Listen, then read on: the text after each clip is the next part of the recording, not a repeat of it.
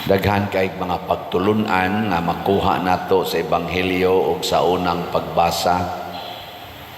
Unya para nako ang usa nga angayan natong i-highlight kaning giingon ni Kristo nga kun ang mga sakop sa usa ka nasod mag-unay away, mahugno gid ng maong nasod.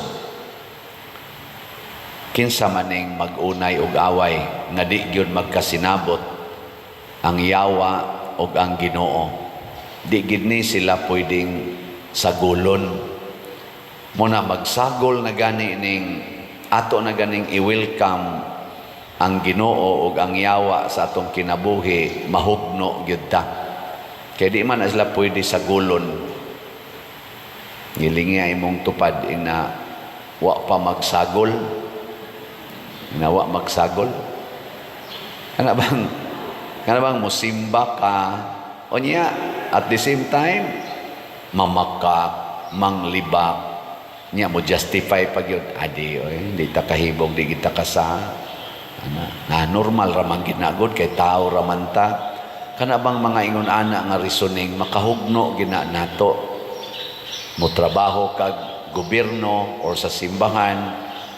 Unsa man ang trabaho sa gobyerno, unsa man ang trabaho serbisyo o pangwarta? Kusga. Unya kung naa ka sa trabaho nga alagad sa katawhan, unya ang imong hunahuna mangwarta ka, magsagol na gani ng duha nga moalagad ko at the same time mangwarta ko, patay. Hugno yun ang atong gobyerno. Mausa din sa simbahan. Ako pare, unsa may hinungdan nga napari ko, para pangulikta o para pangalagad? Unyag sa gulo na nako ron ang pag-alagad kay magmisa ko, pero ang tumong sa akong misa pangulikta. Awa na, hugno gining akong simbahan nga gialagaran. Muna si Kristo, lahi siya sa ubang pari, matod pa diri. Kaya ang ubang pari, katong mga tao nga pari, na purely tao ragyod sila, nialagad sila sa templo para mangwarta sad para sa ilang pamilya. Mautong makasasala sila, sige sila balik-balik og halad. Si Kristo kausara ni halad, nga naman, kaya ang iya ragyong tumong sa iyang paghalad, aron maluwas ang mga tao. Kaluwasan sa mga tao. Unsa may iyang gihalad, ang iyang kaugalingon. Nya sa iyang paghalad sa iyang kaugalingon, usa sa iyang mga gibuhat, inig-atubang sa tao niya, iya dayong papahawaon ang Yawa gikan anang maong tao. Kay kahibaw man si Jesus, nga samtang magpuyo ang Yawa ni anang maong tao, bisag unsa pay iyang ihatag nga kaluwasan, di gyud mo epekto. Mabitan na mga doktor kung muhatag na nagtambal, doon na gyud mga pagkaon nga dili na niya gustong ipasod sa imong lawas. Kay og imo nang ipasod sa imong lawas, dili mo epekto ang tambal. Nga kabantay mo na? Gilingi ay mong tupad. Iklain na sang lingi na unsay may mga gidili ni moron. Inananay mga gidili. Nana? Dagan kay nato nanay mga gidili. Nya nasay uban aron wa nay gidili, unsa may buhaton? Imnig tambal nya kaon bisag unsa. Imni lang tambal, kaon bisag unsa. Unsa man na siyang buhata? Panikas. Mo na gitawag og panikas. Cheating.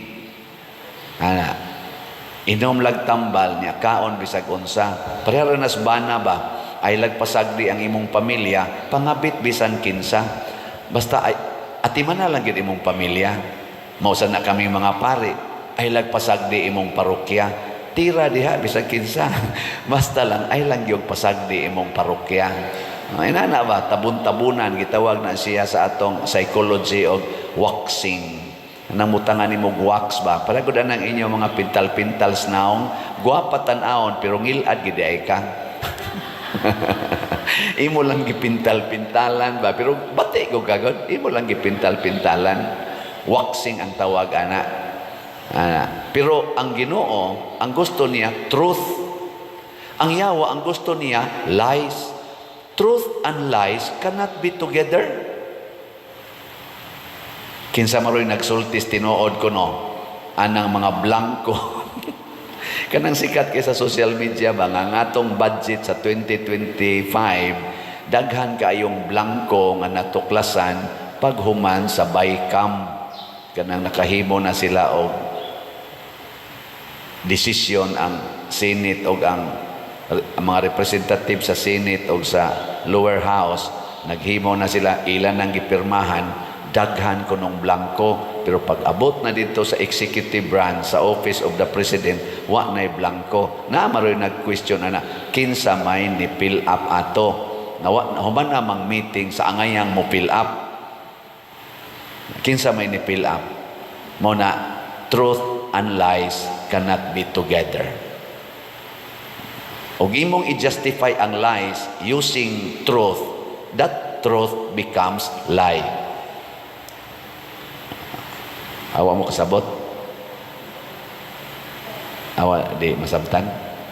Kana bang moingon ka nga ang tinuod mao kini, pero ang imong tinuod gagisayt para mo dipinsa sa bakak, magkalisod gid ta ana.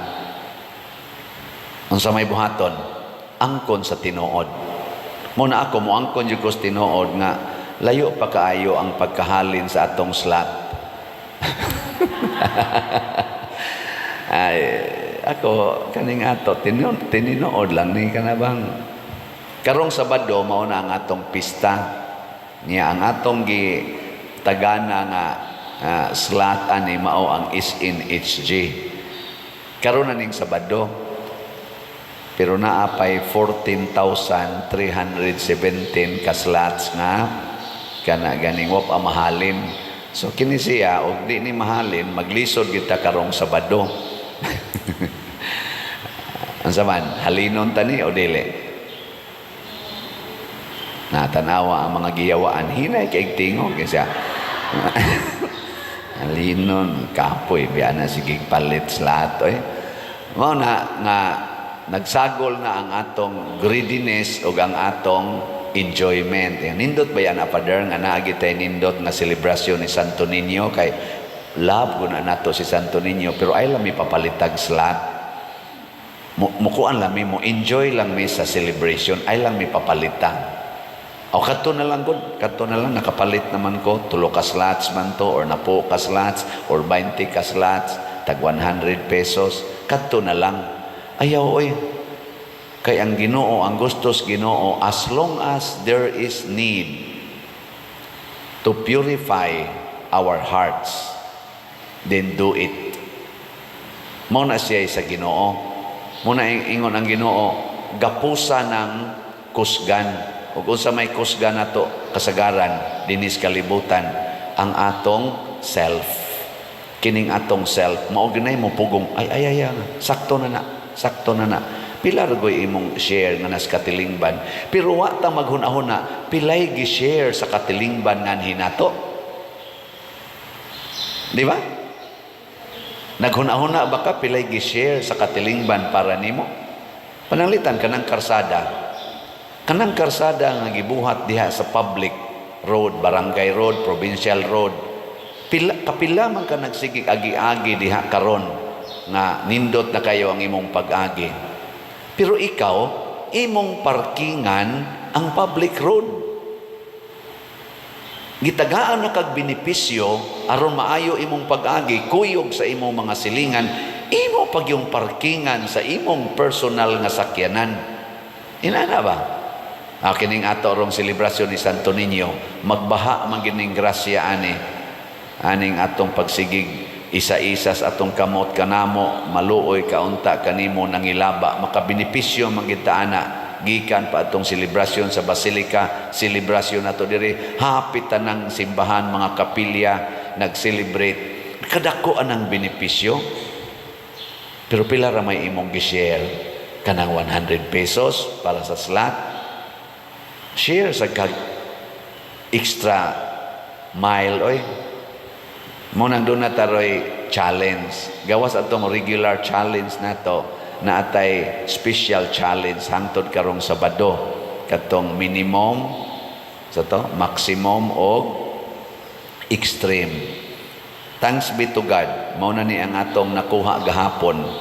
Ang minimum challenge katong 900 pesos, 12 na ka ni Abel. Oh, di ba? Pero ang maximum 0. Nay extreme usa.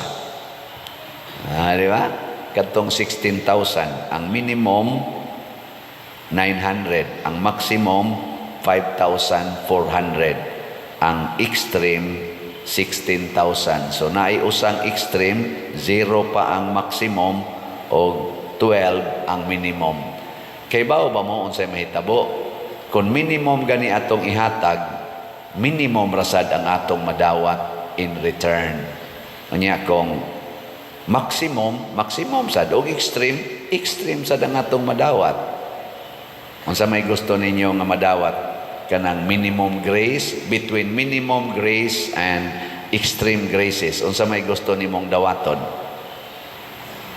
O tagaan ta mog sample, i-times mo nag 100. Ang minimum 900. I-times nimo 100, mahimo na siyang 900 ano?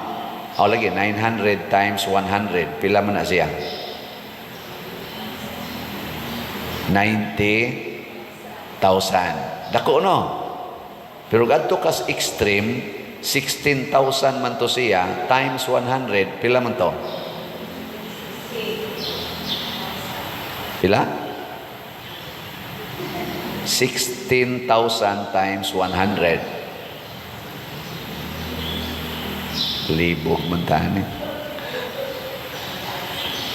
160. Duha ka zero ko na ibutang nimo sa 16. 1.6 million. 1.6 million.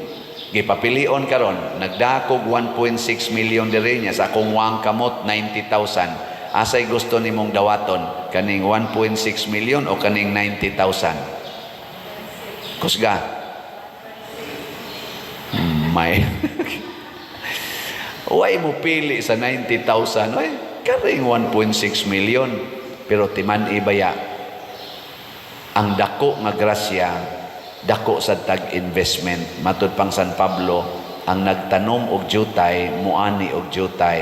Ang nagtanom og daghan, muani sa daghan. Mga igsoon, si Kristo, ang iyang gitanom para ta maluwas, ang iyang yung lawas og dugo.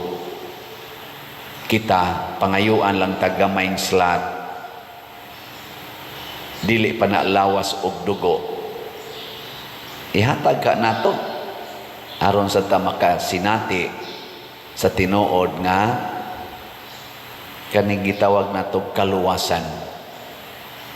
Dili nato mapapahawa ang yawa sa atong kinabuhi kun dili patakamaosang muhalad sa atong lawas ug dugo. Nining santos nga misa diin si Santo Niño mo'y atong gipasidunggan, kining bata nga ni adinhi atong gipasidunggan, nahimo ni siyang tao tungod kay ang mahal nga Birhen Maria mihalad sad sa iyang lawas ug dugo. Ug mausad si San Jose, kana bang kalimtan na nato ang atong kaugalingon. Matod pa diri sa atong ebanghelyo, ang nakasala sa Espiritu Santo dili mapasaylo. Pasabot, unsa man ang Espiritu Santo, nagtudlo unsay maayong buhaton dinhi sa atong lawas ug sa atong kalag. Di kita maminaw sa Espiritu Santo ang atong gipaminaw, ang atong lawas nga lumalabay, di kita maluwas. Pero maminaw na ta sa gitudlo sa Espiritu Santo nga maorasad ang mga pulong ni Kristo, maluwas kita. Ngayon ni-text na ako, bag-o pa lang, nga ang iyang anak nahimo na yung addict. Siya Father, unsaon man pagsumpo nato ning drug addiction, naundang naman tatong akong anak, karon ni balik naman sad, di narabagyod mapugnan. Ako na lang sa siyang giingnan, higugmaan na lang ng addict. Ni siya Father, oy, maggawas nga mangawat, mura naman siya wild kayo, na miligro mang among kinabuhi. Nako, parihar sagod sa pagmabdos nimo o pag-anak nimo ana, na miligrom sa to imong kinabuhi. Karon nga, imo na sana siyang pakatawhon pag-usab, aron mabag-o, tagay sa ng imong lawas o kinabuhi. Risk your life for that son. Di ba? Mo risk ta. Higugma, ayaw i-reject. Muna ingos Kristo, papahawa ang yawa, gapusa. Unsa may gapuson, ang atong lawas. Nya kinsa may atong i-set free, ang atong kalag.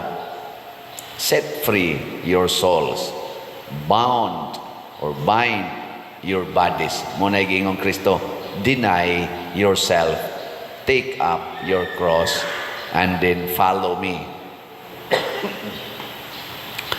Muna, hinaot unta nga ang atong pagnubina karon ni Santo Niño maghimog yung mapuslanon. Ang atong timailhan nga ang atong selebrasyon mahimong mapuslanon o matuman gyud pinaagi aning atong paghiusa, labaw na gyud ang atong pagpamalit aning atong mga slots. So siguroon nato og palit ang is in HG aron karong Sabado malipay ang katilingban nga kita sad lipayon sa Ginoo. Manindog ta para sa nobina alang ni Señor Santo Niño.